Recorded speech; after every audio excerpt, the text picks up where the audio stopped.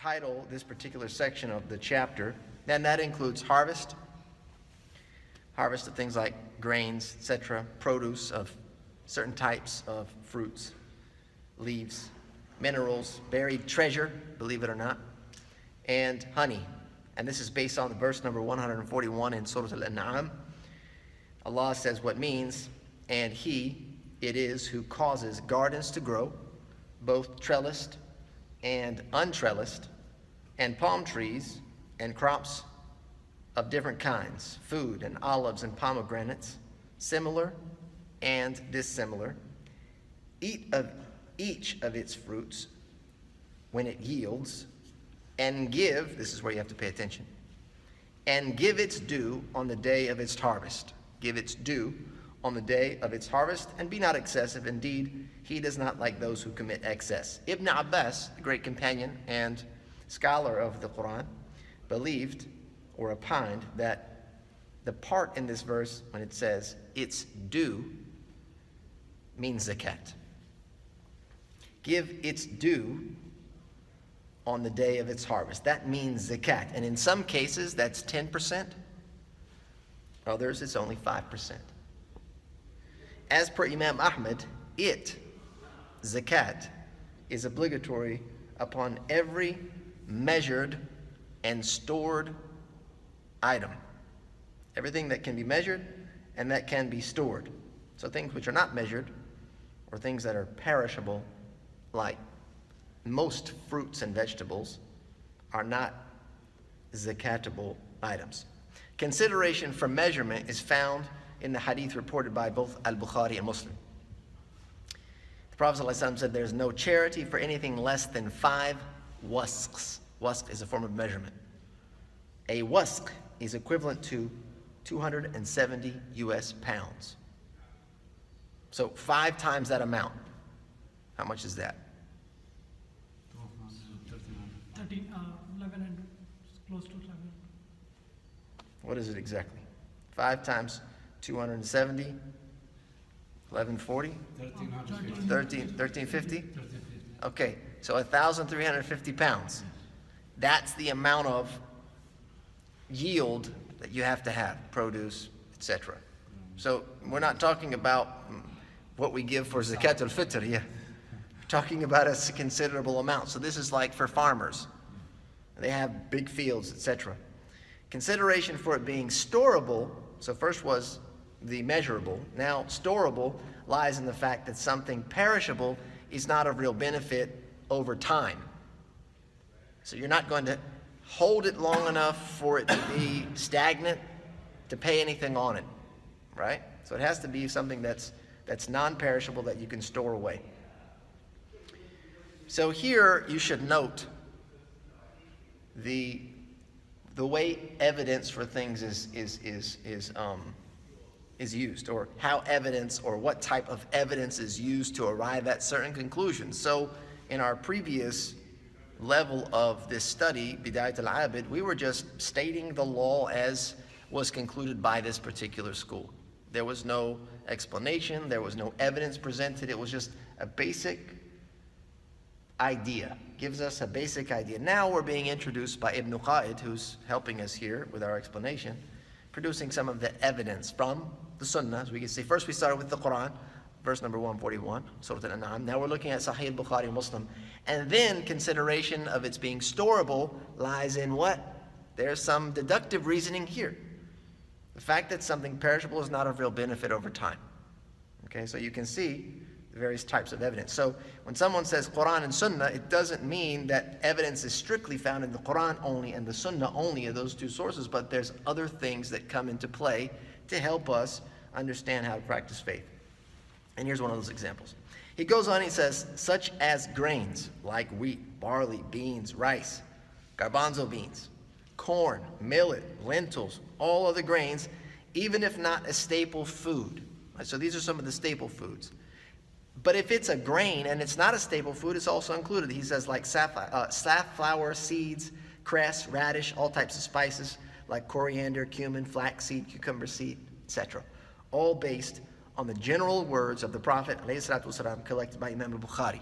He said 10% is due on whatever is irrigated by rain or springs, and fruits such as dates, raisins, and almonds, pistachio, hazelnut. Those are all things that can be measured and are storable.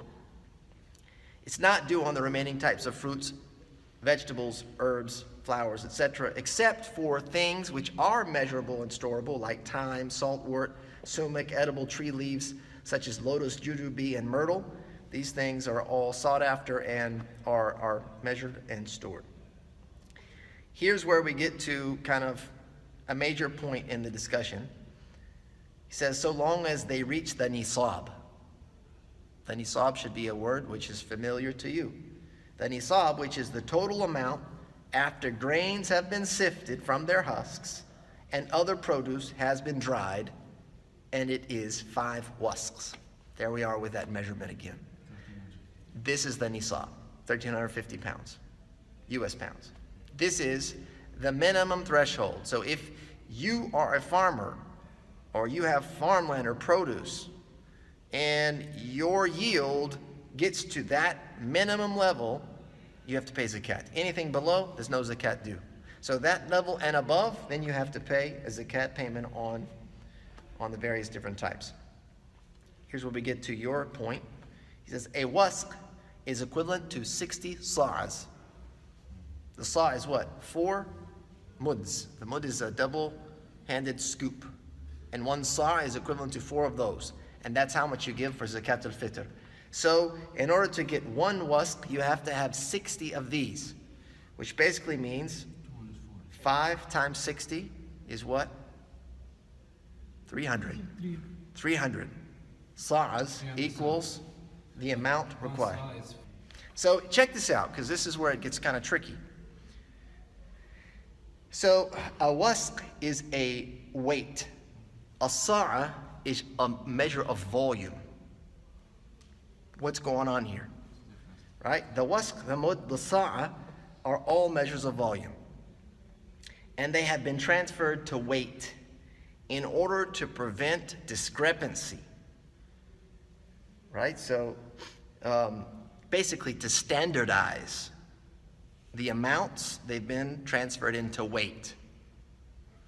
And also to be transmitted from the Hijaz. So the sa'a, the mud, the sa'a, etc., these were things that were used in that region, the Hijaz, which is Mecca and Medina. These were the measures that were used in that region. And other places have other measures, like liters and pounds, and etc. And so they transferred them into weight. The scholars transferred them into weight in order for that they could be converted into the locality's measurements. He says, because the weight of produce varies from one to the other, right? So like the weight of dates may be, the volume of dates may be heavier than the volume of, for example, rice. So what do? He says, you have to make a standard, and the standard is what is considered average, and the average weight of a produce is like the weight of lentils. So, he says, if they were to take an amount of produce equivalent to a sa' of lentils in weight, they would know the measure which is due. So, basically, they've standardized the usage of weights as opposed to volumes in order to preserve it, to standardize it, if you will, and also to allow it to be transferable around the world in order to, be relevant in every community's measurement system. The produce of 1 year and its yield, even if it's harvested twice in 1 year, are combined to complete the nisab. So here we talked about the minimum amount, and now we're talking about how you handle your harvest. Right? So within a period of a year, you combine them all together. Even if some of your harvest, it is yielded twice. It produces fruits or produce twice in a year, if they are from a similar kind. This is kind of like livestock. You don't combine livestock, cows with sheep, and camels with cows, etc. They all go together, and the same thing goes for your produce. Barley with barley, dates with dates, even if the time of their ripening is different or their location. If you remember, with livestock, if you have separate herds, separated by the distance permitted to shorten prayers, they're treated as individual herds. And so if this herd does not reach the nisab, there's no zakat. If this herd does not reach the nisab, there's no zakat. You don't have to combine them together to get the nisab. This is different. Your produce doesn't matter. You've got one farm here in Jersey, you've got another farm way out in Bucks County somewhere. Right? You can, if that's the distance, I'm guesstimating, it's probably way past 85 miles, then it doesn't matter. You got one in California. Doesn't matter. You have to calculate and add them all together.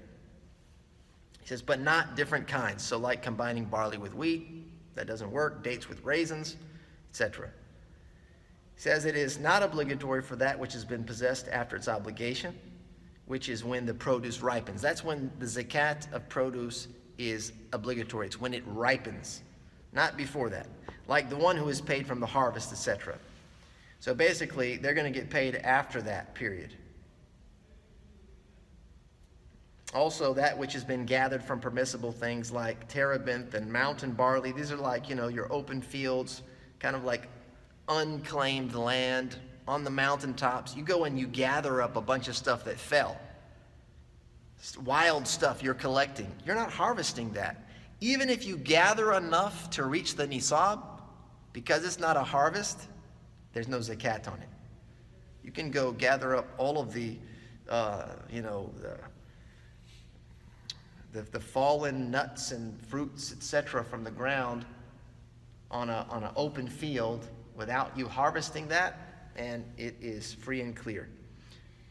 He says, or that which has been purchased or inherited after ripening. So if you purchase a bunch of harvest after it's been ripened, the time of obligation is past. You don't pay zakat on that. That was supposed to have been paid by the person that harvested it. If they come into possession before they ripen, even by a day.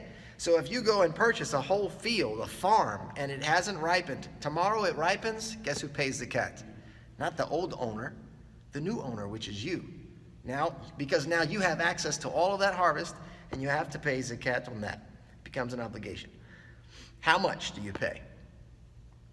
So we've had kind of the issue of the amount that you have to, minimum amount, when is it due, and now you need to know how much you pay. 1/10 is obligatory for what has been effortlessly irrigated. So like if you have a big field of harvest and you didn't need to water it, there was rainwater, there was runoff water, or it was an unirrigated plant which retrieved water through its root system. Its root system was deep enough and the soil was moist enough that it was able to survive and grow without actually being irrigated. You pay 1/10. 1/2 of that for what was irrigated with effort. So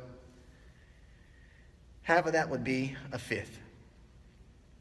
Out of 1 time. I'm sorry, it would be 10% versus 5%.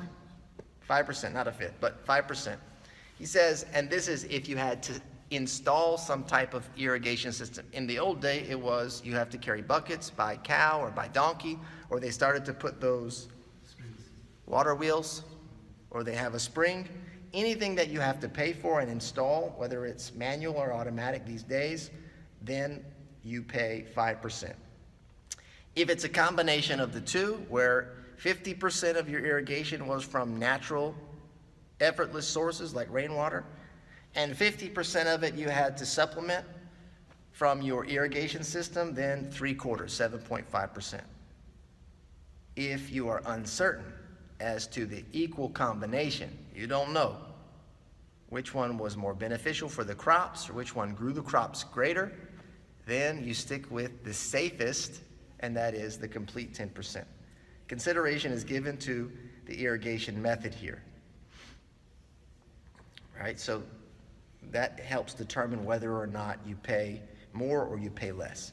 Zakat becomes obligatory when grains harden and produce ripens. So zakat of produce is different than livestock or money or commercial commodity. It's different than all of the types of zakat because there's two phases. The first phase is waqt wujub, when it becomes obligatory. That's when the grains harden, the produce ripens. It is at this point that they're desirable to eat and to store, to keep, to use. If they are sold or destroyed at this point, but its obligation is not determined. So here's the second phase, where this is istiqrar, right? This is like it's actually determined and fixed, and it's now a liability when it is placed on the threshing floor.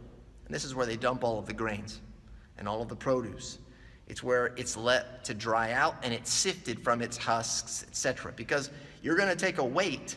You can't be weighing all of the husk and the extra vegetation, the leaves. You can't be weighing all of the water. You're not going to get a true weight of your produce. So you have to clean all of that, and you have to let it dry out to where you get a true weight.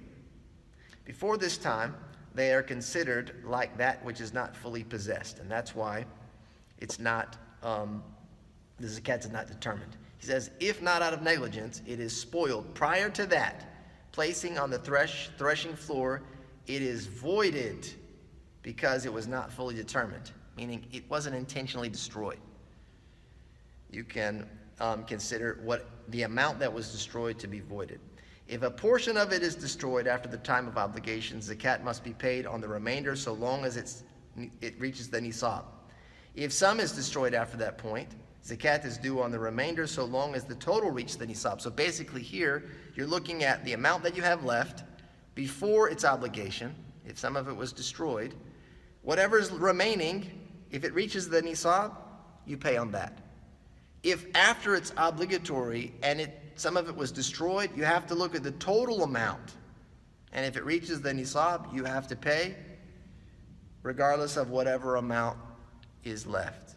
You will pay from that.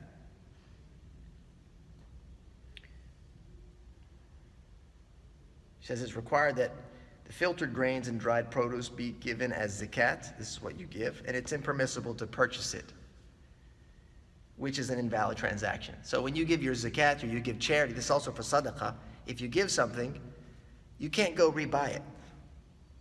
You find the person selling it, you don't go rebuy it. You can be given it as a gift, it's permissible, or you can end up inheriting it somehow. Someone else buys it from your family, that's part of your inheritors, they pass away and you end up getting it, that's perfectly fine. But to go and repurchase your zakat, it's not permissible. He says the zakat of the yield produced on rented or lent land is to be paid by the renter and the lender, not the owner of the land. This is based on the verse, and give its due on the day of its harvest. The same verse is used, 141. Both the 1/10, this is the zakat, and land taxed. We're talking about, this is called al-kharajiyya, which is, there's multiple there's three different types of this land, but essentially it's what land has been taken by the Muslim state, whether that was due to combat or something of that nature. And there's a land tax, which is an indefinite tax that has to be paid for whoever is occupying that or residing on that land. And it continues even when the ownership or the residence of that land changes hand. The zakat is due on the land, and the tax is due on the land, and zakat is due on what the land produces. So they both have to be paid. So basically, if you're farming that land, there are two things that are due: the land tax, and then the tax on the produce or the harvest. And that land tax, believe it or not, is considered an endowment for the Muslim community. So that was the early system of endowment for Islam, is that when they would conquer areas or what they would consider to be conquest and open these areas for the Muslim community, they would set aside these plots of land as endowments, and there would be a tax. And that money would be used by the state for the commonwealth of the people. Here, wrapping up, there's a few more little points. It says 10% is due on honey. Imam Ahmad said, I believe there is 10% due on honey because Umar used to collect zakat from it, harvested on either personal or uncultivated land, if it reaches 10 faraqs, which is equivalent to 30 sa'as. One faraq is 13.5 US pounds. So 13.5 times 10, get 135 pounds of honey, you pay zakat. Whether you cultivated the bee honey on your own personal land or it was up in the mountains, like, unclaimed land.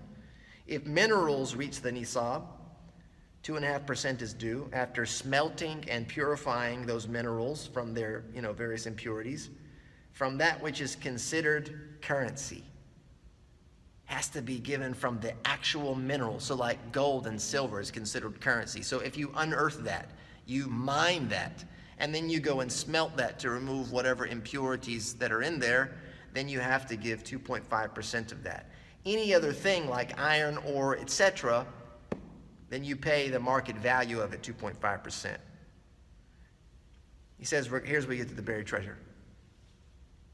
Regardless of the amount, 20% is due on rikaz. 20%, which is what was buried in the days of ignorance. This is pre-Islamic times, and is indicated as such in some form of writing or some symbol on the treasure. So it would have to be some indicator that this is not from the Muslim community. The Prophet ﷺ said 20% is due on rikaz. That amount is treated like fay, and this is also something that is spent for the commonwealth of the community, that 20%. The remainder, 80%, belongs to the finder, even if they be an employee, so long as they were not hired to find the treasure itself. So like, if you were hired as a laborer or an employee and you're out working the field somewhere or doing whatever job it is that you're doing, and you come across a buried treasure, your employer has no rights to it, to say, well, you're on my dime, whatever you found is mine, unless he commissioned you to go out and look for that treasure. He said, look, I'm hiring you to find this buried treasure. We believe that, historic records show that there's some treasure buried here, etc., etc. You go find it, then in that case, you were paid to find it. In the event that you weren't, then it is yours, 80% of it. If the treasure has some sign on it which indicates it belongs to the Muslims, or it has no sign at all, meaning its ownership is ambiguous, it is treated like lost property. And lost property has a certain way in which it's handled.